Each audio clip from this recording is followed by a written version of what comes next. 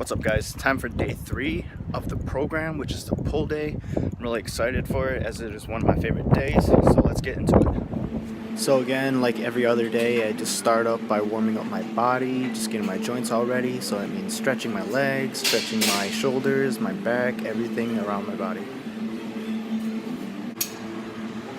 And here's just me warming up with the bar, no weights or anything, just to get my body ready for the actual compound movement. So here I'm just setting up 135, and I mainly keep it at 135 generally just because it allows me to get that 8 to 10 rep range. So it's really optimal for my workout and my back. It allows me to get a further stretch, and I've done 185 before on heavier weights, but I could not get it as far back, and I'd have to yank it, mainly because I'm not strong enough at that level yet. So this is the perfect weight for me.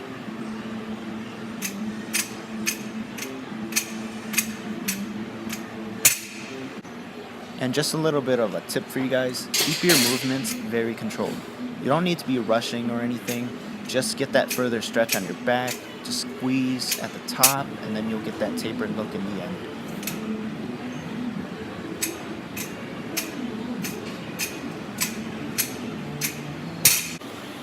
Now we're moving on to the weighted pull-ups, and today I kept it really light at 20 pounds just because we're doing a higher rep range.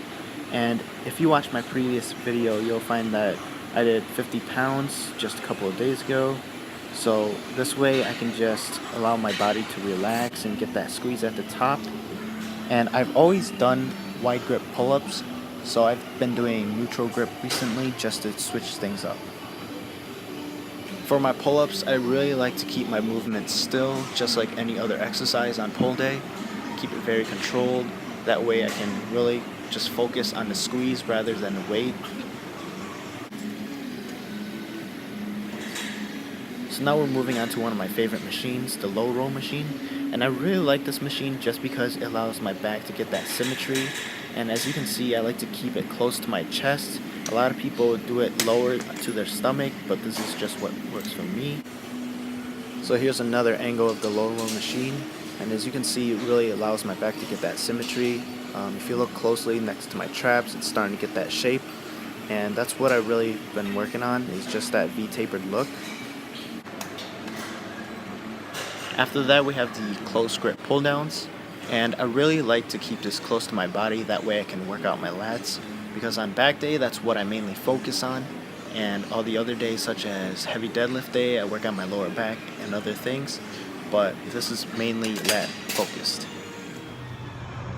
Moving on to one of my least favorite but most effective exercises, the dumbbell rows. It's one of my least favorite just because I cannot get the grip on them. Every time I swing up, I have to re-grip it, so that it really puts a lot of pressure on my index finger, as you can see. I just have the video sped up for time's sake, but if you look closely, you'll see that happening.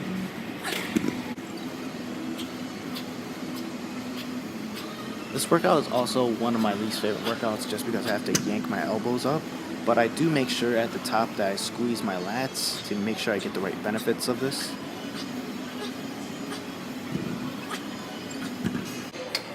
So moving on to the second to last exercise of the day, it's going to be some straight bar curls. And since my gym does not offer any straight bars, I use the barbells instead. So I attach two 10-pound plates on each side and just curl those, so a total of 65 pounds. For this exercise, you really want to make sure that you squeeze your biceps at the top, because I see a lot of people just swinging their bodies and just keeping that elbow locked for some reason. You're not really getting the benefit of this exercise. Curls are meant for your biceps, not your shoulders or anything, so you don't want to be swinging your body too much, and just focus on your bicep. Alright guys, so moving on to the last exercise of the day, it's going to be some hammer curls. And today I did 3 sets of 15 instead of 20, just because I hate doing these high reps for arms. And I know it's really beneficial, but sometimes I just increase the weight, that way I can stay within the 8 to 10 rep range. But again, it's really up to you on how you want to do your exercises, whether you want to do high reps or low reps, high weight or low weight. It's really about how your body reacts to it. But that concludes the end of this video. Thank you guys so much for watching. I really appreciate your time. And if you like this video, please give me a thumbs up and make sure to subscribe for more. This is just day 3 out of the whole month, and stay tuned for other programs as well. I'll see you guys next time. Peace.